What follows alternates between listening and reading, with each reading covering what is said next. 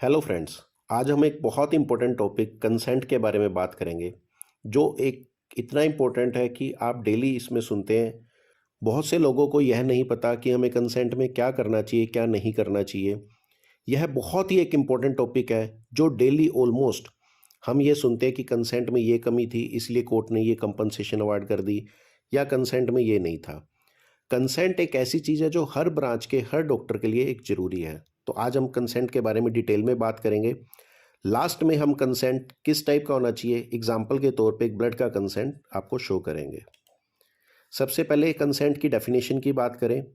Section 13 Indian contract act के हिसाब से जब दो आदमी एक ही चीज़ पे एग्री करते हैं तो उसको हम कंसेंट कहते हैं। यह एक बहुत ज़रूरी चीज़ है जो हमें असोल्ट या बैटरी से बचा सकता है। हम जो भी इलाज करते हैं पेशेंट के भले के लिए करते हैं। यहाँ पे मान लें आप कोई सर्जरी कर रहे हैं तो बेसिकली हम एक शार्प इंस्ट्रूमेंट से पेशेंट को इंजरी बेनिफिट के लिए कर रहे हैं, तो कंसेंट यहाँ पे बहुत ज़रूरी है। बिना कंसेंट के हम असोल्ट के तौर पे भी आ सकते हैं, पेशेंट हमें बैटरी के हिसाब से भी डाल सकता है और रिलेटेड टोर्ट के हिसाब से भी डाल सकता है। अब हम बात करेंगे कौन एलिजिबल है कंसेंट के बारे में। आईपीसी 1860 के हिसाब से सेक्शन 88 और 90 कहता है कोई भी पेशेंट जो 12 साल से अबव है वो कंसेंट दे सकता है। लेकिन हम अडल्ट जो मानते हैं वो 18 ईयर ऑफ को उसको मानते हैं, 18 ईयर के बाद। तो एक्चुअल में जो कंसेंट दे सकता है वो 18 साल से ऊपर दे सकता है। अब जो पेशेंट्स आपके पास आते हैं जो 12 से 18 के बीच में हैं, उनमें आप दोनों का कंसेंट ले, पेशेंट का भी, चाहे वो चाइल्ड है प्लस एक उसके साथ किसी अडल्ट का, ताकि आपका कंसेंट पूरा वैलिड हो। अडल्ट में जैसे उसके फादर हो सकते हैं, मदर हो सकती है, उसके रिलेटिव हो सकते हैं। हम बात करेंगे टाइप्स ऑफ कंसेंट की। 3 टाइप के कंसेंट होते हैं, इम्प्लाइड या नॉन वर्बल, जो पेशेंट के एक्शन से हमें पता लगता है। जैसे कि पेशेंट ओपीडी में आया आपको दिखाने के लिए, अब उसका कंसेंट है कि डॉक्टर साहब आप मेरे को देखो और आप उसके अकॉर्डिंगली आप मेरा इलाज करो। तो आप जो एग्जामिनेशन कर रहे हैं वहाँ सब इम्प्लाइड कंसेंट है। फिर आता है second one is expressed consent. Express consent हम बता के करते हैं, यह ओरल भी हो सकता है, रिटर्न भी हो सकता है। जैसे आप कोई फिजिकल एग्जामिनेशन कर रहे हैं, किसी पेशेंट का पीवी कर रहे हैं या पीआर कर रहे हैं, तो ऐसे में हम उसको बता के कि अब हम आपका चेक करेंगे, अगर आपको कोई आपत्ति नहीं है तो ये ओरल एक्सप्रेस कंसेंट हो सकता है। कई चीज़ों में हम रिटर्न कंसेंट भी लेके चल सकते हैं। जो मोस्ट इंपॉर्टेंट है वो है इन्फॉर्म कंसेंट। क्या होता है उसके बारे में अभी अपने आगे डिटेल करें में बात करेंगे। कंसेंट कब कब जरूरत होता है। एक्सप्रेस कंसेंट, जैसे कि मैंने अभी आपको बताया कि कोई भी आप प्राइवेट एग्जामिनेशन कर रहे हैं उससे पहले ज़रूरी है। पेशेंट का हम कोई भी ब्लड का सैंपल ले रहे हैं, चाहे वो हमने ही इन्वेस्टिगेशन बोली है, तो कि आपको एक प्रिक लगेगा और आपका थोड़ा खून का सैंपल लिया जाएगा 5 से 10 ml, तो यह कंसेंट एक्सप्रेस्ड है। ये ओरल भी हो सकता है, पेशेंट कहता है ठीक है सर आप ले लो, इट्स ओके। इसी तरीके से मेडिको लीगल एग्जामिनेशन भी में भी एक्सप्रेस्ड कंसेंट होना चाहिए। यहाँ पे हम रिटर्न कंसेंट लेते हैं।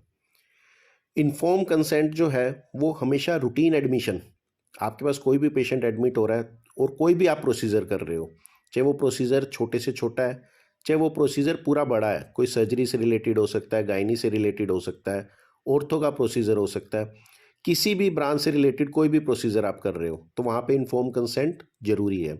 इन्फॉर्म कंसेंट सिर्फ और सिर्फ इमरजेंसी में आप अवॉइड कर सकते हो, जहाँ पे एक्चुअल में इमरजेंसी है और पेशेंट कंसेंट या कागजी कार्रवाई में अगर आप पढ़ते हैं तो देयर आर चांसेस कि पेशेंट को कोई प्रॉब्लम हो जाए।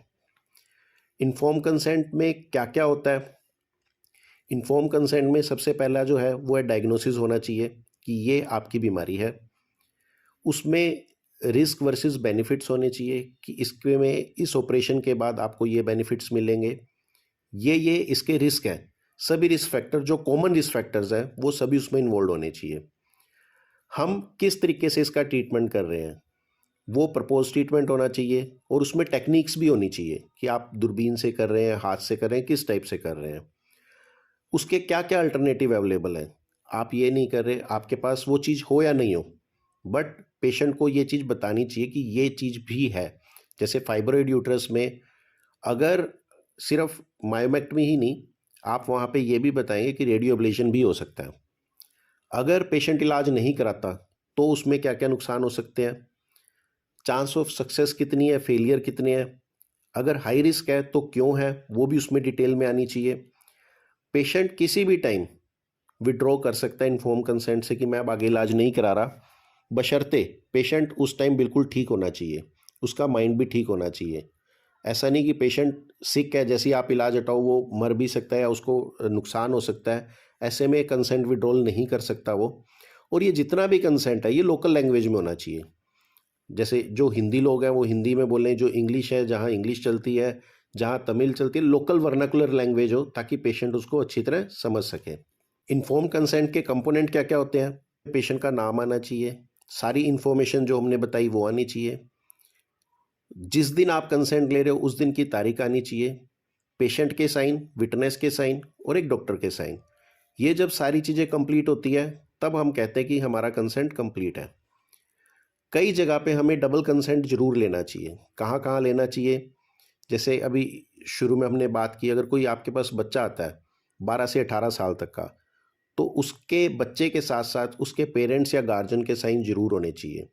कई बार स्कूल से कोई आपके पास आ गया इंजरी होके, उसका टीचर लेके आया, तो वहाँ पे आप बच्चे के साइन के साथ उसके गार्जियन, इस टाइम जो है वो टीचर है, तो गार्जियन के भी साइन ले सकते हैं। एमटीपी है या स्टरलाइजेशन है, चाहे वो मेल की स्टरलाइजेशन है चाहे फीमेल की, यहाँ पे हमें दोनों पार्टनर्स के साइन लेने चाहिए। कई बार क्या होता है कि ये प्रॉब्लम आती है, जैसे आर्मी वाले हैं या कोई बिजनेसमैन है वो बाहर गया हुआ है, तो ऐसे में आप कंसेंट लेके उनसे मेल के थ्रू मंगवा सकते हैं जो ऑफिशियल होता है, और अपनी फाइल में लगा सकते हैं। हाई रिस्क केसेस में पेशेंट और उनके क्लोज रिलेटिव का कंसेंट होना चाहिए। तो ये कुछ केसेस हैं जिसमें डबल कंसेंट होना ही चाहिए। अगर आप कंसेंट नहीं लेते तो आप क्रिमिनल लॉ, सिविल लॉ और कंज्यूमर लॉ तीनों में आपको सू किया जा सकता है।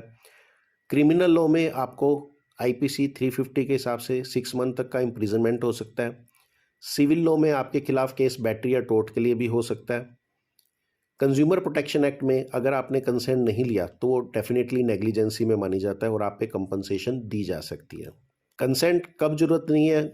सबसे पहले मेडिकल इमरजेंसी, अगर कोई इमरजेंसी है तो आप कंसेंट छोड़ सकते हो। आप कोई सर्जरी कर रहे हो लेकिन आप कोई ऐसी फाइंडिंग देखते हो जो उस पेशेंट में है, और अगर आप थोड़े टाइम के लिए उसको छोड़ देते हो तो उसकी लाइफ थ्रेटनिंग हो सकती है। एग्जाम्पल के तौर पे आप लेप्रोस्कोपिक कर रहे हैं, कोई भी प्रोसीजर कर रहे हैं, और आप देखते हो वहाँ पे ट्विस्टेड ओवेरियन सिस्ट है या गैंग्रीनस अपेंडिक्स पड़ी हुई है, अब वहाँ पे एडिशनल आप ये जो प्रोसीजर कर रहे हैं उसके लिए कंसेंट की ज़रूरत नहीं है। हाँ, कोई ऐसी पैथोलॉजी मिलती है आपको जिसमें पेशेंट का जान का खतरा नहीं है, तो वहाँ पे आपको वो एडिशनल प्रोसीजर नहीं करना चाहिए। रोड साइड एक्सीडेंट है, यहाँ पे कंसेंट की रिक्वायरमेंट नहीं होती। कोई भी राहगीर चलता हुआ आपके पास पेशेंट ले आया, आप कंसेंट का वेट ना करें, ट्रीटमेंट स्टार्ट करें। ये कुछ लैंडमार्क केसेस हैं जो कंसेंट के ऊपर हुए हैं। जो सबसे पहला केस है Samira Kohli versus Prabha Manchanda, national commission के हर केस में इसका जिक्र होता है जहाँ पे भी कंसेंट के बारे में बात होती है। यहाँ पे इंपॉर्टेंस थी, इन्फॉर्म कंसेंट के बारे में बात हुई। कोर्ट कहता है कि हर कंसेंट इन्फॉर्म कंसेंट होना चाहिए बिफोर एनी प्रोसीजर। इसी तरीके से दूसरा जो केस था S Thalmi Salvi versus doctor Surya Kala, यहाँ पे इन्होंने ये कंसीडर किया अगर आपने कंसेंट नहीं लिया है तो सीपीए में डेफिशिएंसी में आएगा। इसके बाद अभी रिसेंटली जो हुआ था वो है Vinod Khanna versus RG Stone. यहाँ पे कोर्ट ने कहा प्री प्रिंटेड कंसेंट वैलिड नहीं है। बहुत से हॉस्पिटल्स में कंसेंट जो है वो प्री प्रिंटेड होते हैं, जैसे एग्जाम्पल के तौर पे मैंने आपको दिखाया। अधिकतर हॉस्पिटल क्या करते हैं कि इस टाइप का कंसेंट पड़ा हुआ है, वहाँ पे आपने हैंड रिटन पेशेंट का नाम लिखा और आपने प्रिंट कर लिया। ऐसा नहीं होना चाहिए। इसको आप इस कंसेंट को देखिए, जैसे ये ब्लड का कंसेंट है, इसमें सबसे पहले तो आप पेशेंट का नाम आ गया यहाँ पे, उसके बाद आप क्या उसको चढ़ा रहे हैं वो करके बाकी चीज़ों को आपने डिलीट मारना है। इसके फ़ायदे नुकसान जो है वो आप डिटेल में बता रहे हैं, ब्लड क्यों चाहिए, ब्लड के होने वाले नुकसान, ये सारी उसकी जो कॉम्प्लिकेशंस है वो आपने बता दी, ब्लड के अल्टरनेटिव आपने इसमें बता दिए, और उसके बाद लास्ट में आ गया कि आपने पेशेंट को पूरा टाइम दिया है कि ताकि उसके फ़ायदे नुकसान समझ सके। लास्ट में पेशेंट के साइन, यहाँ पे पेशेंट के साइन होने चाहिए, प्रेफरेबली आप अगर उसका विलेज लिख पाए, दिनांक जो भी जिस दिन आप ले रहे हैं सारा कुछ प्रिंट करके आप उसका प्रिंट निकालें, यहाँ पे पेशेंट का भी शुरू में नाम, लास्ट में डेट, फिर आप पेशेंट के साइन, उसके अटेंडेंट के साइन और डॉक्टर के साइन कर सकते हैं। इस तरीके से अगर हम करते हैं तो ही उस कंसेंट को पूरा माना जाता है। बहुत से हॉस्पिटल्स में कंसेंट इस टाइप से होता है जहाँ कुछ ना कुछ हमें पेन से भरना पड़ता है, उसको प्री प्रिंटेड मानती है कोर्ट। आजकल उसकी वैलिडिटी नहीं है। Thank you friends.